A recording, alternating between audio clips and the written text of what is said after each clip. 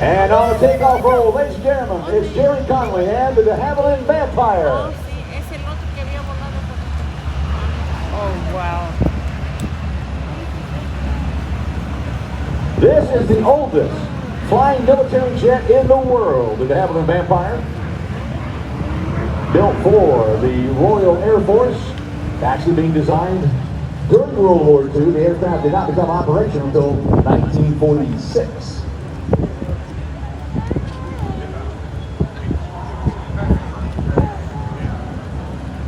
This is an incredible aircraft, again dating back to the very earliest age of the jet aircraft. It's amazing to think that during World War II, between 1939 and 1945, we literally went from biplanes to jet aircraft.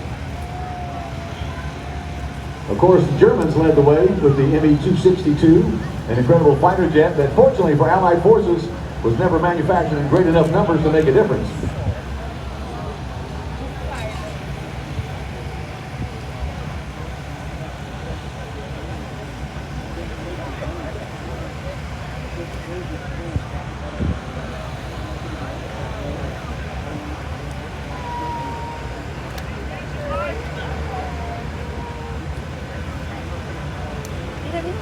Here he comes, Jerry Conley and the de Havilland Vampire.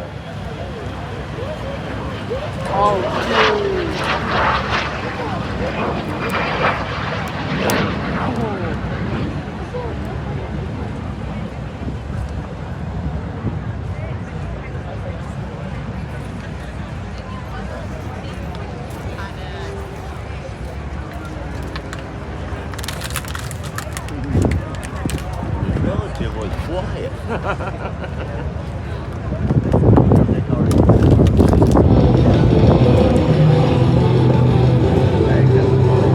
Coming back or something? That's him coming back. Jerry's flying career started at the great old age of 8 years old when he got a kid's book titled Jerry the Jet, and the rest is history. He's from Beaver, Ohio, and has been flying since age 16.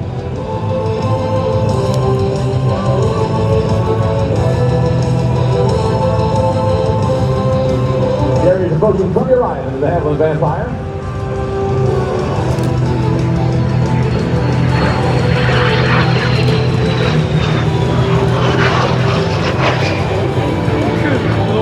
The Vampire is a British jet developed and manufactured by the de Havilland Aircraft Company.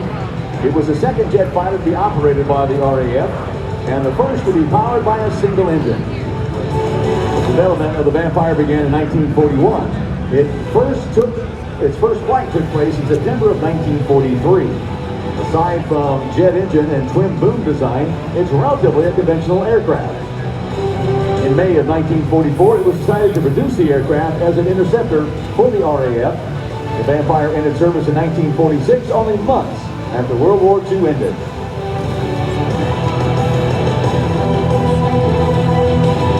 From the left, Jerry Conley and the de Havilland Vampire.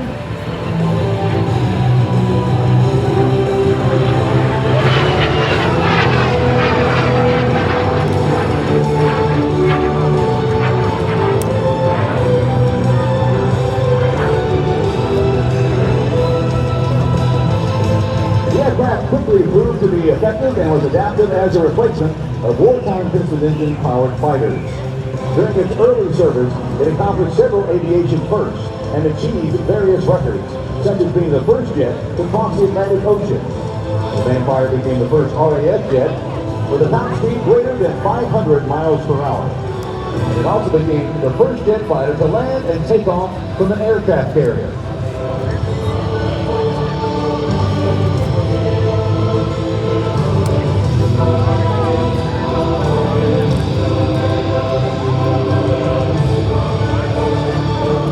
Smoke on, from the right, the de Havilland Vampire.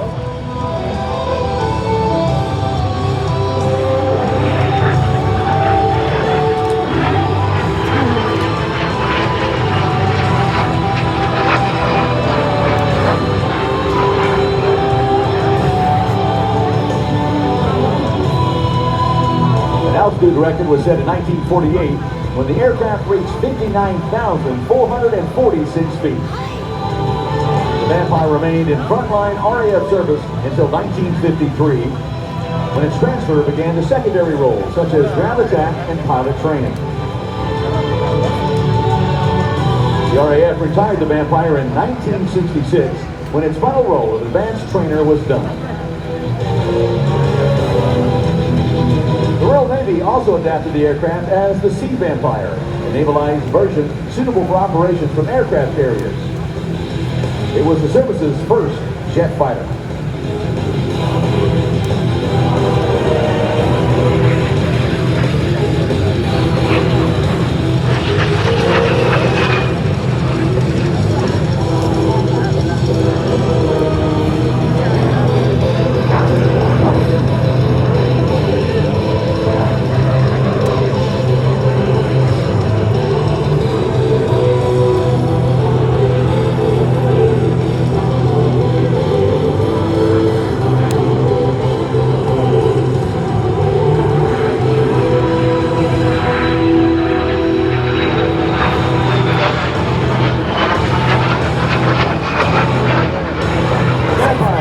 Exported to 30 nations and was operated worldwide. Several countries used the aircraft in combat. By the end of production, almost 3,300 Vampires had been built. De Havilland pursued the further development of the aircraft, including the DH-115, a specialized dual-seat trainer, and the more advanced DH-112 Venom, a refined version for ground attack and night fighter operations.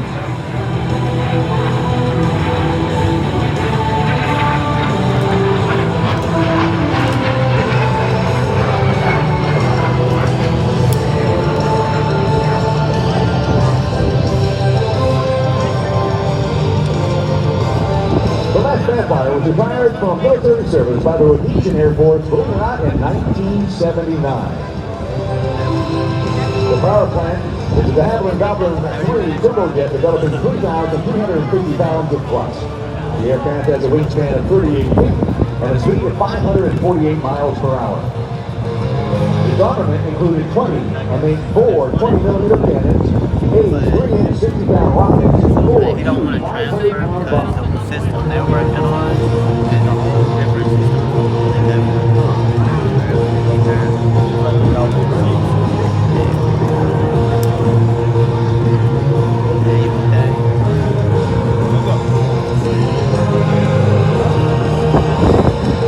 And one more time, a nice photo pass. Darren Conley and the Havilland Vampire.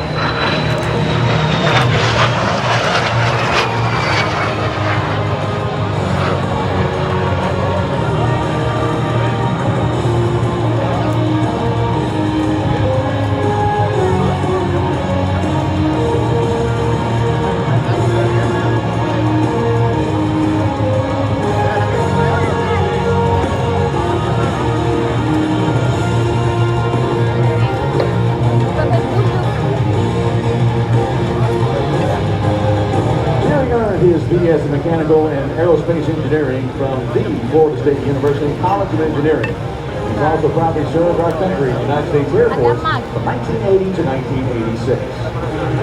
Having over 42 years of experience and having over 4,000 flight hours, he's performed at air shows across the country for over 20 years.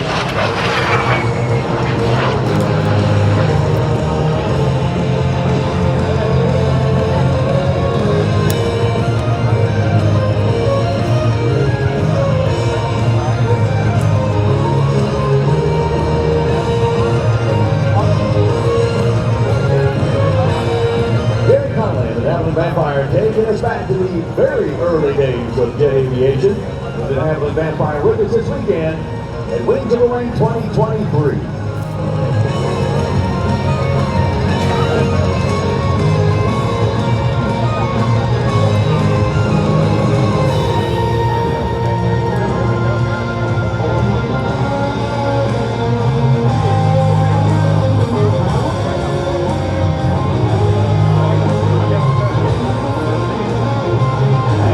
Look at this classic aircraft. Again, the oldest flying military jet in the world. Darren Conley and the de Havilland Vampire.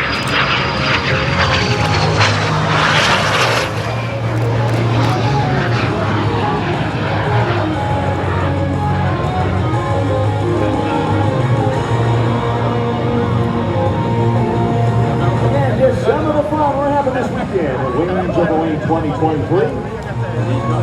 you get a great look at some of these historic aircraft taking to the skies once again. You know, museums are awesome. I love museums.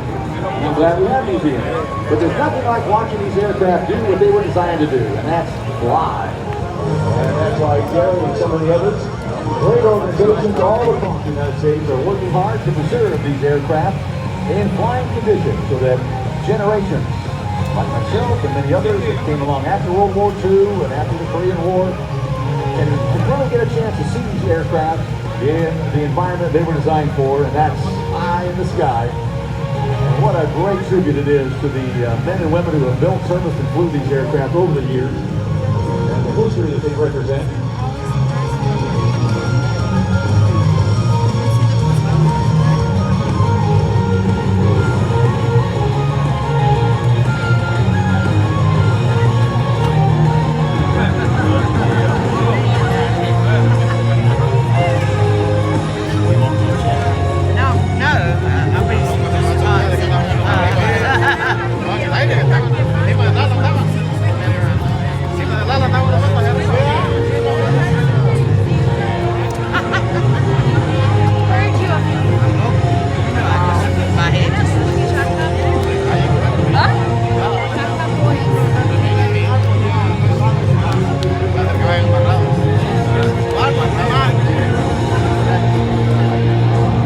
Again, we hope you enjoyed that look at history in the skies over Seymour Johnson Air Force Base. What an exciting day it is, and a weekend. And I know it's been a long time since we've had a show here at Seymour Johnson. Everybody excited to have the air show back?